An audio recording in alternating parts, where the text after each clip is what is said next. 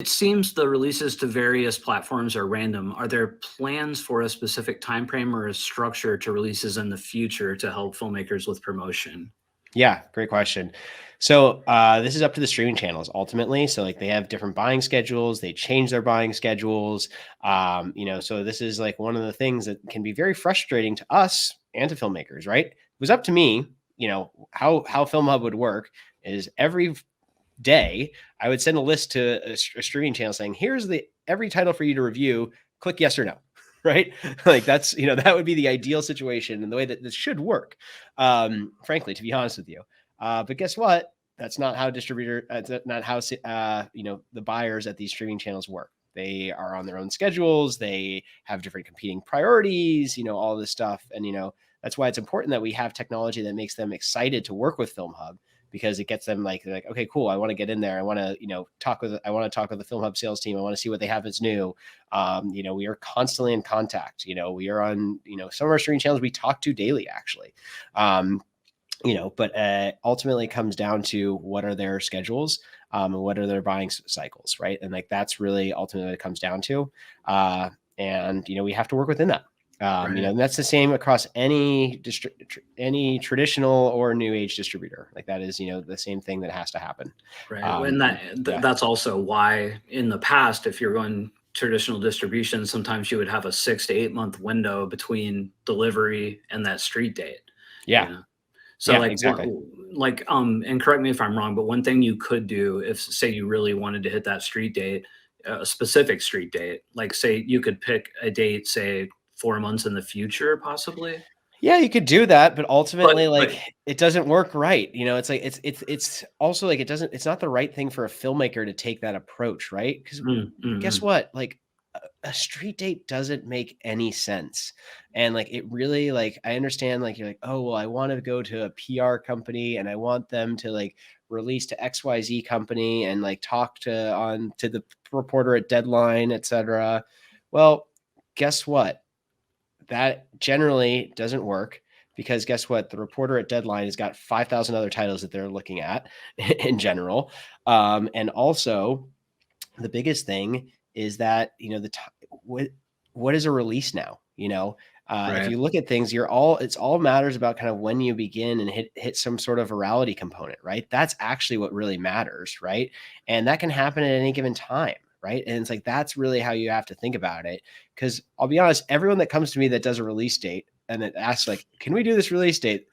2 weeks later, like, oh, okay, well, actually, wait, it's not working. Let's change this up, etc. I'm like, yeah, guess what? Told you so. It's like, it really is just not the way to think about this in the world today. It's like every streaming channel, the way you think about this, film gets delivered to a streaming channel. You're up on a streaming channel. Promote on that streaming channel. Guess what? Do it on the next streaming channel, do it on the next one, right? Like that's how you have to think about it. It's just a change of your mindset. Similar to like us getting people paid in real time, filmmakers need to change their mindset around release dates. You're like, and this is one of the things is like, you hear the story of like, oh, well, guess what? No Time to Die with, Daniel Craig released on XYZ date across, so many countries and et cetera. It's like, well, guess what? That film happened to have a multi-$100 million budget that has a massive worldwide audience built in. And guess what? You have when you're, going to generate a company tens of millions of dollars in revenue, they're willing to work with you a little bit and put that data in. And, when it comes down to the fact, like, yes, like, we have to realize that as, filmmakers, there is a, that is a different echelon of film. Like you just have to like accept that, it's like, yes, you can aspire to get there. And like, some of you will. And, but ultimately, you got to realize like these are just kind of different practices and it's a different area of the market and it works in a different way. And that's one of the things you got to realize. And can you deliver a film exclusively to one channel if they accept it, that is? Why would you want to do this, Joe? Yes, if someone wants to exclusively license your title, we can work with that. But guess what? It really doesn't make sense to do exclusivity for 98% of the time. Ultimately, the deals, like I've seen the deals, I've negotiated upfront deals for streaming channels, and I've seen the dollar amounts. And, every time the filmmaker said, I realize it's probably the bad monetary decision. I want the badge though of having distributed to this service. I'm like, okay, great, go for it. It's not the right like monetary decision to make. It's like, if you want this badge of my film is on XYZ service, that's great. Guess what? Then you're playing into the old industry. You're playing into like what they want you to think of, like, oh, they need me to succeed. Well, guess what? What is definition of succeeding in film? If for you it is like, if for you that is having that badge of your film being on, XYZ big streaming service, go for it. But, for most of the filmmakers that, we work with, they really think about it in ways of, they see success as making money. And so, that is the way to make money, is to be on as many streaming services as possible. I see the data. I've seen it. It's just like, it is all there. I think, it's funny. I'll use an prime example of this. We work with a film, phenomenal documentary film that's done really well. And this is, I'll give you an idea of just 1 month of revenue on this title, and showing you the importance of being on different streaming services.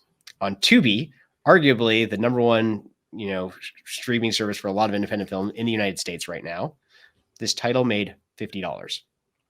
On iTunes, that is transactional, this film made $10,000. On IMDb TV, that is also advertising based, this film made $15,000.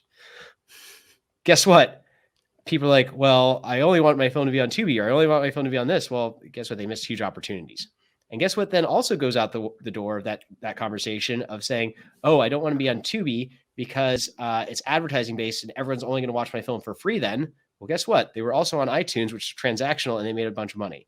So guess what? That conversation is gone and out the window. So forget about it. It's like, you need to be everywhere. Forget this thing of windowing. It's just like, you take off in different locations. If you're not on every streaming service across every one of these methodologies, you've missed an opportunity. So that's how you have to think about it, point blank. Does Filmhub negotiate independently with streamers, or is there a fixed rate for a film or a platform, I guess I should say? So we try and focus on revenue share-based deals, right? And so the revenue share-based deals, we have pre-negotiated. So like one of the reasons why streaming channels like working with Filmhub again is because of the fact that we, have pre-negotiated deals with them that cover our entire catalog. And so within that, it makes them super easy for, rather than saying, I've got to negotiate. I want these 10 titles, but then I'm gonna have to negotiate with each of the filmmakers. I'm gonna have to go back and forth, et cetera. Guess what? They can just go and click instant order, subject it to the new rate, and it's, quick and easy and fast for them. Process of negotiation, of going through approvals, et cetera, is the way that the old industry used to work. And guess what? It ends up with filmmakers not getting their films on streaming services. It's why we built the system the way we have.